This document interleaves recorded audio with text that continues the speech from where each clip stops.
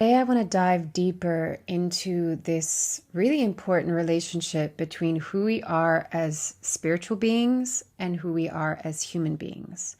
Because we are in a relationship, in a kind of union of these two parts, two aspects, you could say. And how we often see that those walking a spiritual path, there can be the belief around, well, the human is bad. The human is something to get over, right? To transcend, rather than seeing that the human is the vehicle for your spiritual growth. You are a spiritual being having a human experience, but there's a reason why you have these human characteristics, why you have feelings, why you have emotions, why you have the shadow, the wound. All of this creates the arc for the soul and the spirit to grow and evolve through. Now, if you've kind of been following the language of the times, you might have heard already around, words such as like the new human or the new earth, the ascension of frequency and vibration, and how we're evolving right now. Like we normally think of evolution of more like from ape to man, right? This is an evolution in consciousness. And so you might not be able to see it in tangible ways like, oh, the human looks different, but the human is going to begin to feel very different.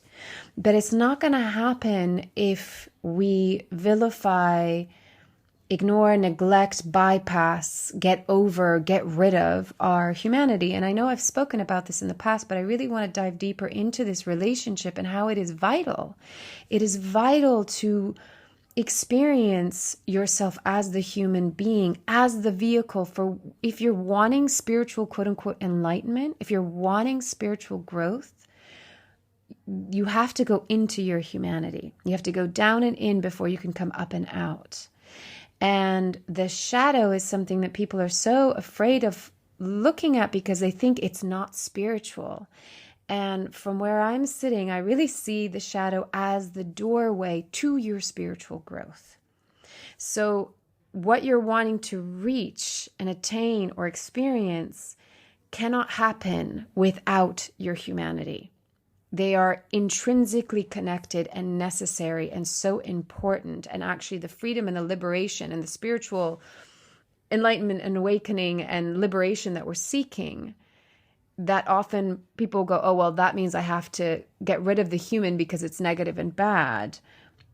That could be so much further from the truth of actually seeing that our humanity is the vehicle, is the catalyst, is the way to experience our spiritual growth. So that's what we're going to dive into today.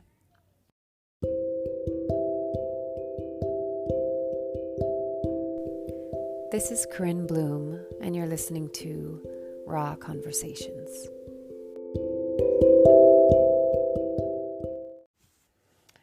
This is such a vast topic. It's hard to know where to even begin. And these are such intense times. I don't know how you've been feeling this past week if you're listening to this in real time, but for me, it was really, really intense ever since the eclipse. Think of it whatever you will. But there are some really, really intense energies going on right now. And I guess what kind of inspired me to want to talk on this topic today is that I kind of noticed within the quote unquote spiritual community, there's all of this hype around the eclipse. And I like to look at things through the eyes of various different angles, actually. I follow a bit the astrology, but also indigenous teachings. And it's very interesting when there's an event that really lines up and comes into a kind of synchronistic, alignment from all of these different sects of life.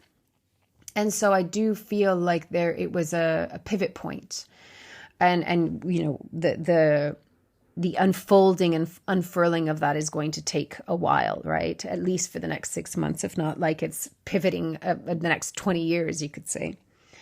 But it's always interesting for me to kind of observe different, let's call them communities or ways of thinking. And I was following this one astrologer who I really adore. She's so lovely, and just, reading some of the comments, and there was this like, wow, from the eclipse, there was just this, I feel lighter and I feel amazing and I feel uplifted and I feel like all of this old baggage and trauma and all of this stuff has just like dropped off my shoulders and, whatever, this beautiful, just like, and that's wonderful. It's beautiful, right? But what it can do is if you're not having that experience, like for me, I had a great week leading up to the eclipse and then after, it's been really a hard week. Moments of absolute beauty and synchronicity and magic, and then some really, really hard moments. And the thing is that one thing to look out for in this kind of spiritual path is there can be this addiction to always needing to be in the positive, always needing to be high vibe and high frequency, and don't look at the dark side, right? Like in its most extreme, it's the spiritual bypassing, right? No, I don't want to look at all of that because I just need to be high vibe all the time. And that's how I'm going to ascend. And I think there's a trap in that. And often I see that, eventually that person, those beings, something will come in to create the challenge to pull them into their body to say, oh, you still need to process this. Because as I said in the beginning, there's no coincidence. It is not without purpose or without reason. The universe, consciousness doesn't do things with flaw, right? There's a reason for why we are human.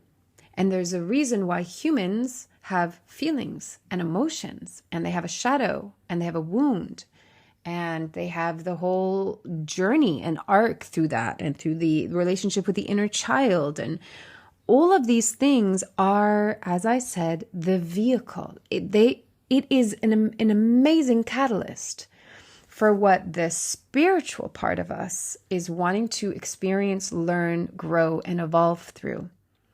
So this idea that your human is bad, that it's something to get rid of, that, like the hard feelings, the hard emotions, that what people like to label as negative, that those are things to get rid of or to transcend or to get over. And if the outlook is that's bad, I need to get rid of that, there's often the pushing away of and the suppression of and the bypassing over to like, oh yeah, I'm just going to be this like spiritual being.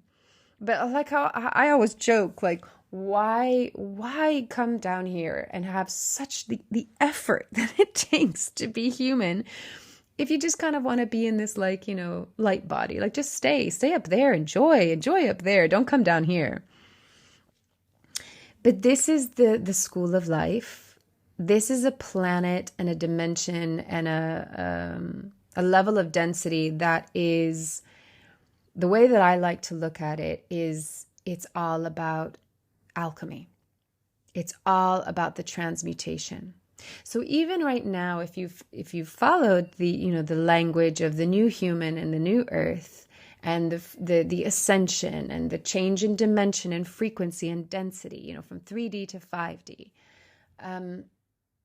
there has to be a bridge, right? Like if we want to just, I'm going to pop there, right? And there's thousands of years of like baggage. And one thing, okay, it's beautiful. Like somebody was saying that, for the eclipse is like a real quantum leap of just like, we get to let go. We get to choose to let go of that. And as you've heard me speak about a lot is like, can we let go of the story? The story, which most often is not even true and most often is not even ours.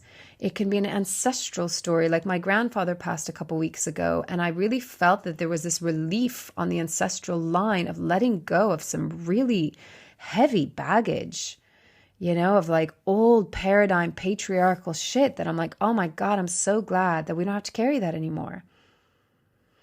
So there are these points of just the choice, the ability to say, you know what, I just let go of that. It's not mine. I don't need to carry it. I don't need to believe in it anymore, because it's also a set of beliefs, right? I don't need to carry that. It's like we go into epigenetics here, that things aren't passed genetically, but the genetics of beliefs are really, really powerful, so much more powerful than we know. But there's also in this bridge of spiritual growth, spiritual evolution, ascension, whatever it is, we have to create the bridge. And part of the bridge is acknowledging, where are you now? What vehicle are you riding in? If you were a light body, you would already be in the 5th dimension. But we're in the 3rd dimension, and we're passing through, and there's a reason why we are in this kind of density. Now, the beautiful thing, and you heard me talk about it at the end of my podcast last week, is this, what I get the honor of witnessing the arc and the growth and the evolution of what a person goes through when they discover who they truly are. They move through the wound and the shadow and the limiting beliefs and the patterns and the false stories, and they have this spiritual awakening of like, oh, I get who I really am. I get who I truly am, the canvas behind the painting. But I also get who I am as a worthy being that is innately good enough. We've been walking around for God knows how many, probably thousands of years, with this question of, what's wrong with me? Why am I not good enough? Why am I not lovable enough? Why am I not important or significant enough? This idea that we're flawed, this idea that we're not whole, right? That's a long lineage that we've had to carry, a lot of baggage that we've had to carry. And as we're awakening and we're, remembering, because it's all a remembering. There's nothing new here. This is just a remembering of who and what we've always truly been. And even like really zooming out into what the context that we're in, of what is consciousness, what is the universe, what is this experience on this planet Earth as a human being, what is the galactic family, all of these things. Like, we're just remembering and expanding out into the macro of existence, right? And we've been living in a paradigm that it's really been all about severing us from all of that so that we forget who we truly are.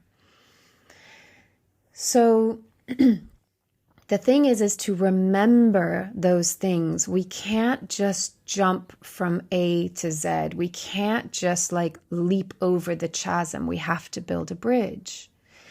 And building a bridge cannot happen without first going, as I said in the beginning, the shadow is the doorway. So if you're on a spiritual path and trying to get rid of your human experience, you might find a way of kind of seeming to leap over the chasm, but something is going to follow you. Like, there's going to be a root at your ankle, because consciousness has a way that if you turn a blind eye to something, it's going to creep up and knock on your door at some point, right? It's going to come through some kind of challenge that is going to invite you to come down. It's like pulling the balloon string down and grounding it onto the earth and go, there's a reason why you chose to incarnate as a human. And you've got to feel being human. You can't, some people just say, oh yeah, just keep it all high vibe, high frequency. I don't want to look at the shadow. And there's a difference of dwelling versus acknowledging. We have to acknowledge that something exists before we can transmute it. And I do really believe we can be incredible alchemists.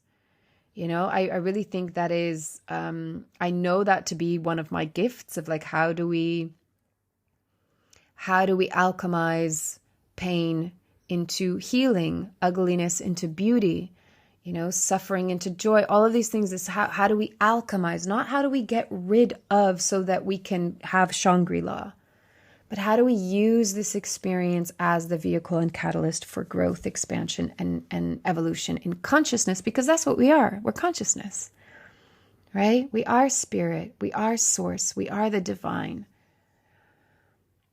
But we can't leave the human behind. So this relationship between the spiritual and the human it's really important to find and create harmony. This is like a marriage, right? This is a marriage between two very different aspects that need each other. but not need like codependently need, but they need each other for their own growth. The human needs the spiritual being as a source of inspiration and guidance that allows us to expand into the macro, so that we don't get so absorbed and identified in just the only the human aspect. Because if we're only in the human aspect, then we're worrying about bills and what she said and what he did and what all of these things. We can get really into the minutia of things and get into the over identification of the human, and then that creates like a little tiny box in a prison. Right? There's no growth in that. We're just kind of in the drama of the human and of this density, this third density realm. So the human needs the spirit, the spiritual, the soul, to create the inspiration, to create the expansion, to give the overview of zooming out and taking things, like giving relativity to life, right? So that we're not in that tiny box, but that we can expand and we can remember the magic, the synchronicity, the beauty, the oneness, the interconnectivity, all of that. But the spiritual and the soul needs the human, because if you're always in oneness and expansion and all of that, it wants a little bit of tension. It wants a little bit of challenge. It wants even we've been playing with the idea of duality. We've been playing in the paradigm of challenge and suffering and disconnect from source, from creator of all that is. Like we've been playing that game, right? That simulation. But the spiritual, the soul, has needed the human as the vehicle to experience that, to experience the tension, to experience the polarity and the opposition and the duality, so that through the suffering, through the challenge, through the pain, through the struggle, the soul has been able to experience growth in a very new way, right? So that's why the zooming in and out, the macro to the micro to the macro again, it's very interesting for the soul. Like the human goes, this sucks, I'm not enjoying this. Sometimes the soul in me also, but the soul gets to have this kind of challenging experience to grow through. So can you see how they need each other? And that's why it's really important to recognize and acknowledge we are in a partnership. This is a dance. This is a union. This is a marriage. This is a relationship, whatever you want to call it. This is two very different aspects coming together, trying to find harmony. But imagine that you are already whole. Know that you are already whole. And part of that wholeness is not just your spiritual being that is whole and that cannot die, right? It is infinite and immortal. But your human self is also whole. It's not flawed. It might feel fragmented because you've severed parts of yourself from yourself. You've wanted to get rid of parts of yourself, and there is no way, right? There is no getting rid of. There is no way. There's just compartmentalizing and archiving, but it's still in there. And it's going to come knocking at your door until you look at it, include it, and embrace it. And then that's where the spiritual growth can really happen, because we are experiencing our wholeness because we are allowing, accepting, embracing, loving all of who we are, all of our humanity. And once we accept and embrace all of our humanity, then we get to really grow into and expand our spiritual self, right? So it's recognizing that there's no separation.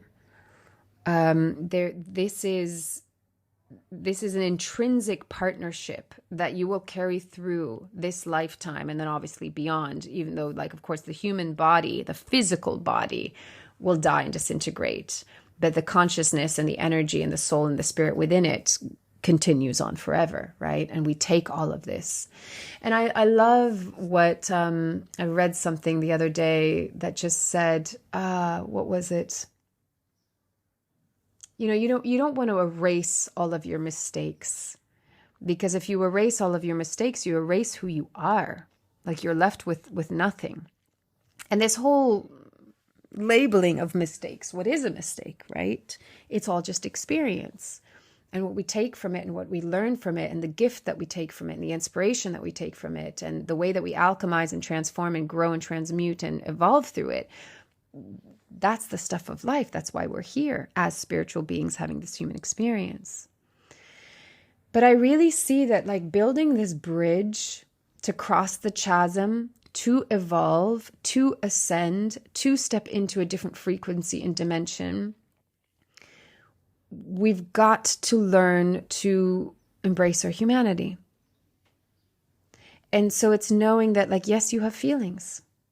Yes, you have emotions. Can you feel them? Can you be with them?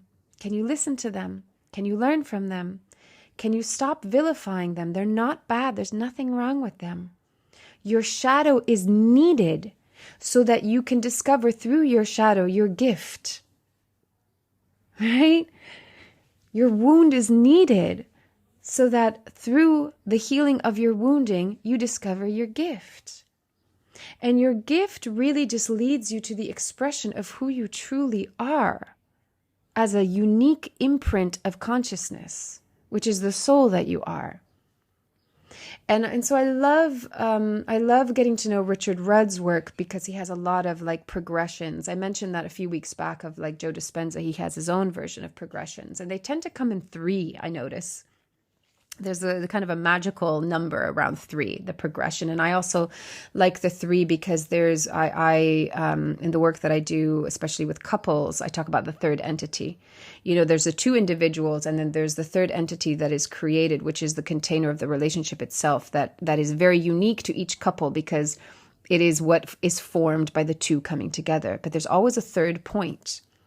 So even in this right now, the third point between the spirit and the soul and the human is this, you know, the third entity that's created in that is this container of this human spiritual experience that is moving through all these bizarre experiences of being human and life and, you know, the duality that happens within it as this kind of, yeah, I don't know, like I'm seeing it as almost like this bubble that is moving through this whole experience. And that container itself is what's holding the wholeness of both your spiritual self and your human self.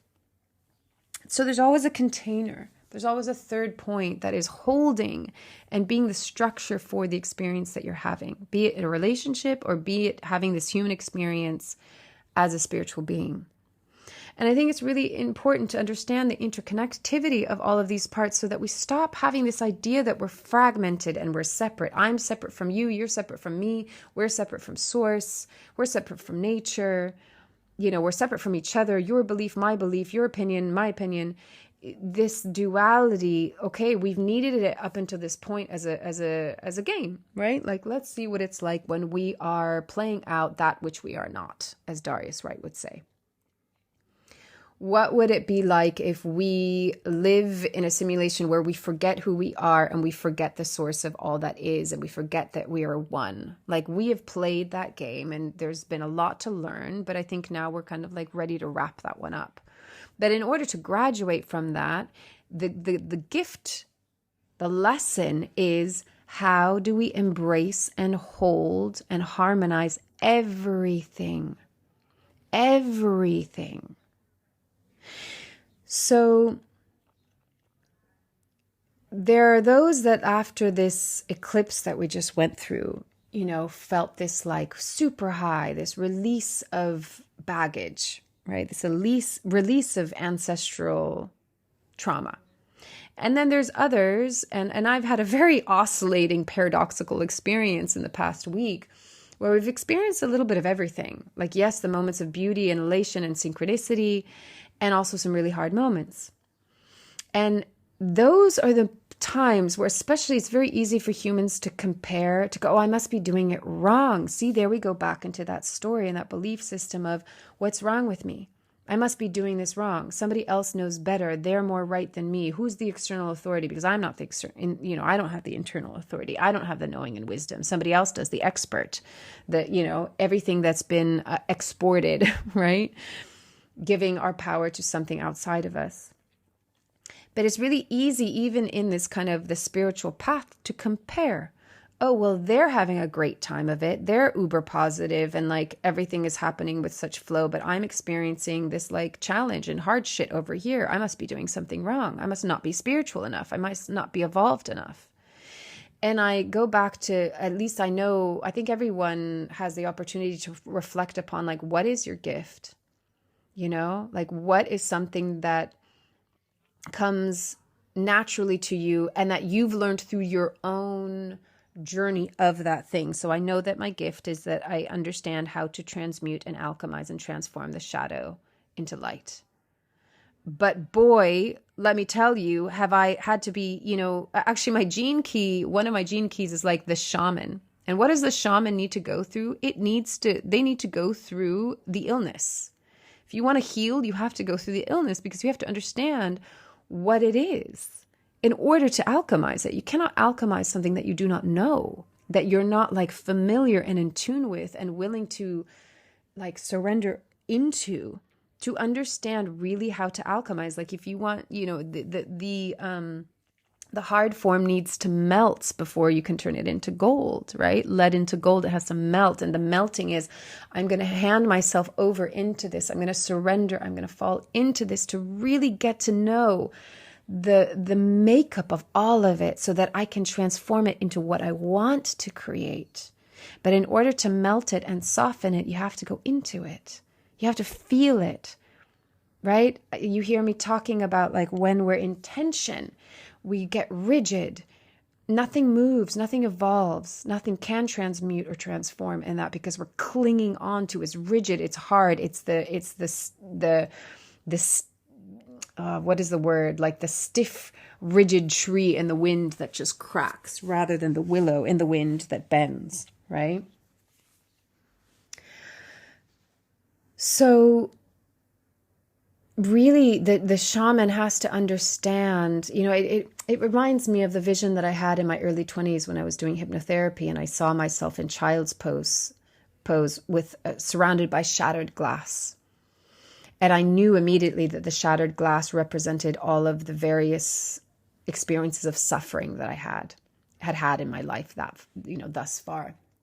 And that I'd had all those experiences because it allowed me to then have empathy for what humanity goes through. Their own version, their own story, but the feeling could be very, very similar, right? Our stories may vary. The way that the story plays out may vary, may be different, but the feeling, the human experience within and underneath it is the same. And that's why I think it's really powerful to share vulnerably, to share transparently, to share like, well, this is like my human experience. What is your human experience like? And to recognize we're not so alone, because this whole pretending and this whole bypassing of like, no, it's bad to be human. Don't have negative thoughts and feelings. That's so isolating. It's so ostracizing, right? First and foremost from ourselves, but then from one another, from each other, right? If we're like trying to run from parts of ourselves, we're also going to be running from each other because it's like, oh, no, you don't talk about that, right? It goes back to, oh, I'm fine. How are you? I'm fine, right? So the progression of what Richard Rudd would call allow, accept, embrace is it's okay to feel your humanity. It's okay to feel your emotions. And anyone that comes into your life and judges you for what you're going through or how you express it, most of the time that is going to be a projection of what when we face our shadow, we trigger other people because there's a part of their being that's like, yeah, you need to look at your shadow too, honey. and they don't want to because it's scary. It's confronting, And the more you judge yourself, the more you judge others. So I had a kind of an intense experience yesterday of I'm not close to my family at all. I really just grew up with my mom. I didn't grow up with my father. Didn't know any of his family. My mom's family have always, grown up in Switzerland. My grandparents never even got on a plane. They both passed now, but, very, very small, narrow, teeny tiny world. My aunts and uncles traveled a little bit, but have primarily just kind of been there, right? And so I've never felt like a very, very strong connection. I've never been close to my family. Spent a little bit more time as a kid, but not so much in my teenage and adult years. And I had a very a comment from my aunt that was a very clear projection. And the reason why I know it's a projection is because first, it was totally out of the blue, had nothing to do with what I was actually writing about, and saying some stuff about me and my child. She doesn't know me. She doesn't know me. She doesn't know my child, and she doesn't know what's happening in my life. And so it was a very clear projection of, you stop doing this is what you should be doing. I'm like, but you're not in my shoes. You don't know who I am. You don't know anything, right? Because you've never inquired. You don't even want to ask. You don't have any empathy to want to understand what is going on. You're just going to tell me that I'm doing it wrong and this is how I should be doing it. So you got to realize that when somebody comes at you like that, and it is so out of the blue, and there's no context because there's no relationship, it's their stuff. It's their stuff that's being triggered. And I'm not, it's not that I'm sounding like, oh, everything bounces off of me and I'm perfect and blah. No, this really is one of those instances that even though we're blood family, we don't have much, interaction at all. So how can you know me? Right? How can you know me? And basing that you know someone by what they post on social media, that is just not enough information, because so much of what you post online can be projected upon. You can read into somebody's writing with your own tone, which is not their tone, right? So it's not a good way to get to know someone.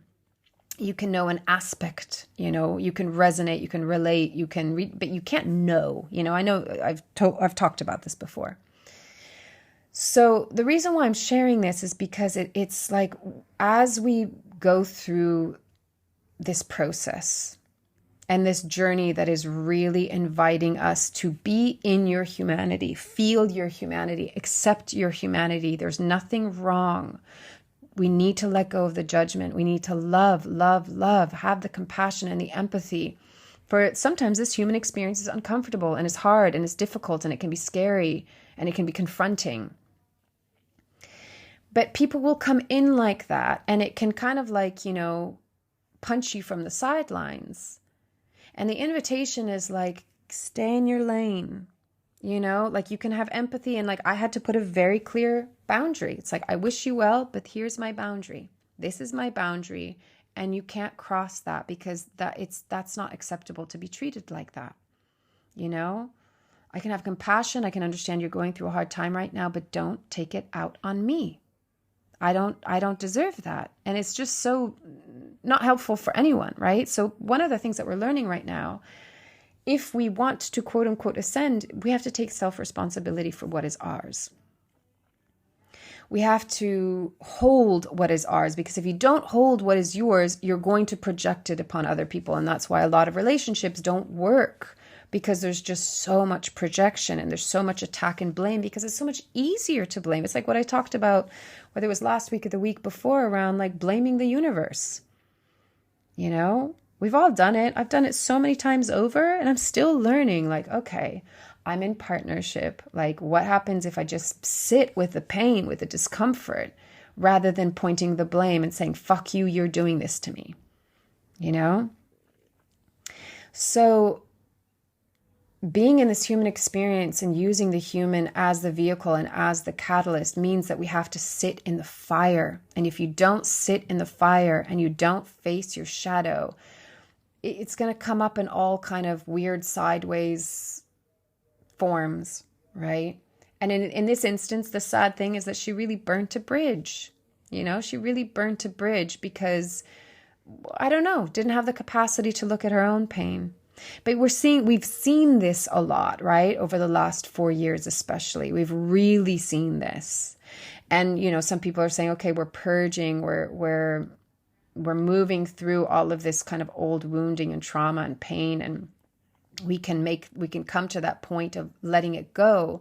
But I really believe that in order to truly let it go and make that choice of like, okay, I'm not going to hold on to that anymore, you have to sit in the fire with it, because that's what's going to transmute it.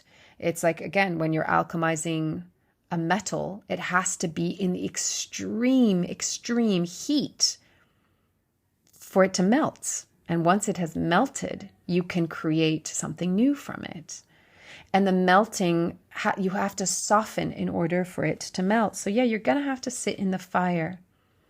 But what's beautiful is when you see this harmonious relationship between the spiritual being and the human being.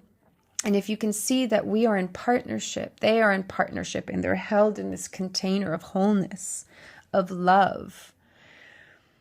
You can feel this support. So like when the human is struggling, you can call upon the spiritual, not as a means to bypass and like abort mission, of the human experience, but to pull in the spiritual wisdom to say, help me sit in the fire right now. Help me to be with the discomfort. Help me to be with the pain. Help me to be with the fear. Help me to be with the anxiety. Help me to be with the loneliness and the despair. Help me to transmute this and alchemize this through love. Show me the way. Be here with me so that I do not feel alone. And the more that you can do that within yourself, then you get to be the beacon of light, and you get to show the way for others to do that. And you can be there to energetically and physically and emotionally and psychologically support others. We're here to help one another. We have to recognize that we are a collective. We are an organism unto itself. And we've got to get out of this each to their own. God, I'm seeing it so badly right now, just in the housing market, like trying to find a place to live and how everyone is like, oh, I can make lots of money if I just like kick out tenants for the summer and charge quadruple, and then I can let them back in for the right. It's like the greed and the selfishness is so blunt and is so ugly, and it's destroying local communities. It's destroying local life. And it's all out of greed and survival. And so again, if we're being driven by fear, but we're ignoring it, we're ignoring the human experience, then we start to do all sorts of weird things, right? And that's a whole other topic that I won't go into here because this is long enough as it is. But this is all about a remembering, a reconnecting, a re-engaging, a re-rooting, a reconnecting, both down and up and within, as within, so without, as above, so below. It's really a time of coming back into wholeness. And through our innate wholeness that we've just forgotten, it's like melting all of the fragmented parts and realizing that it's all part of one. It's the beautiful vase. What is it? Those Japanese, I think it's Japanese, that they have what they do is when you break a vase, they bring it back together, and it's like through some kind of gold glue, and they purposefully have it there so that you can see all the cracks, and that the cracks are a thing of beauty, right? You don't need to erase the fragments. You don't need to erase the wounds. You can heal the wound. There'll always be a scar, but the scar is a thing of beauty because it reminds you of the journey you had. It reminds you of your evolution, of who you've become in that process of shattering and coming back together. Right? But you were never broken. You were just fragmented. So coming into a place of peace is coming into a place of harmony. And coming into a place of harmony is coming into accepting. And accepting is allowing that all of this is okay. There's nothing wrong. There's nothing wrong with you. There's nothing wrong with your humanity. And if you really want to spiritually ascend and spiritually grow and spiritually evolve, embrace your humanity. Know that these two parts are working together in unison, in harmony, in collaboration.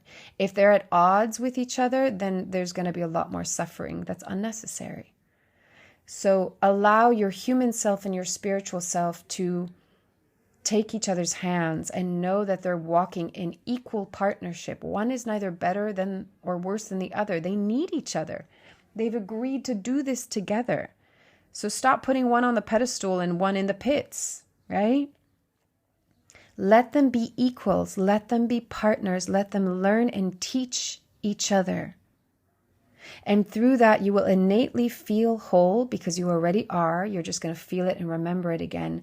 And then you can expand. Then you can grow and evolve. Then your consciousness can go to the next level. But by taking your human with you, you can't leave your human behind. Otherwise, it wouldn't work. You wouldn't be here. It doesn't work without the human being and the body and the catalyst and the vehicle and the container. The suit. We need the suit. And so we need all parts of the suit. So love it, embrace it, learn from it, see it as a wise teaching. It's a gift. Sometimes it's fucking uncomfortable. Yeah, that's cool. It's part of it. Learn to love that too. So I'm going to leave it at that for today. The invitation is just to simply hold that image in your mind, is to take these two parts and let them hold hands and walk as equals as you move through this journey, both human and spiritual. Get out of right and wrong, good, bad, better, worse. Allow yourself to melt and soften, drop into your heart. Melt into gold, become the alchemist, and create something anew, but from that which you've already experienced, that is the richness of the soil, that is full of all of the various nutrients that has been the makeup of your life up until this point. Don't throw any of it away. Don't get rid of any of it. Embrace it, include it, alchemize it. All of it has been a gift. All of it. And if you continue to ebb and flow from beautiful high moments and then challenging moments, welcome. Welcome to the experience. You're not doing it wrong.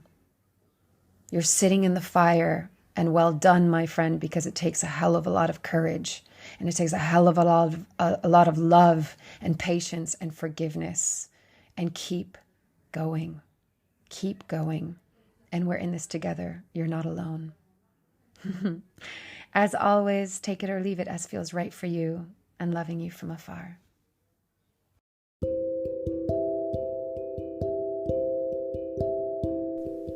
You've been listening to Raw Conversations with Corinne Bloom. Thanks so much for showing up, listening in, and being a part of the conversation with me.